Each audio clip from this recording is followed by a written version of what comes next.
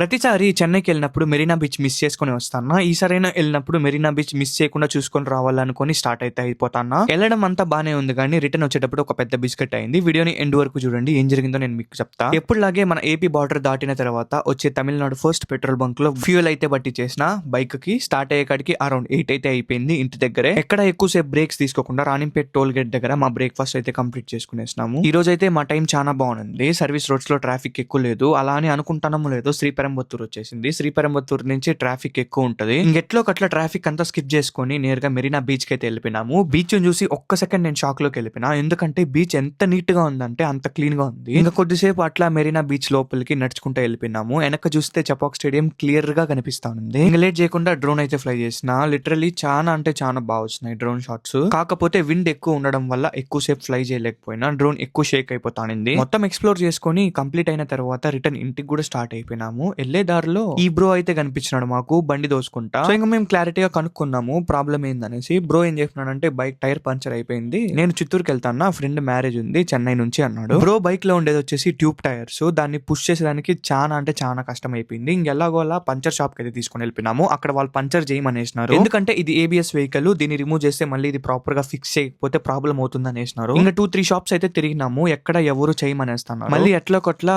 Close అయిన shop ని ఒక అన్నకి కాల్ చేయించి ఓపెన్ చేసి నీట్ గా ఫిక్స్ అయితే చేయించేసి మేమైతే రిటర్న్ ఇంటికి అయితే స్టార్ట్ అయిపోయినాము. అరౌండ్ మాకు 2.5 hours లేట్ అయితే అయిపోయింది ఇక్కడే. ఈ రైడ్ కి బైక్ 10 to 12 liters ఫ్యూయల్ అయితే కన్స్యూమ్ చేసింది. మర్చిపోకుండా మన పేజ్ అయితే ఫాలో అయిపోండి. మళ్ళీ కలుద్దాం.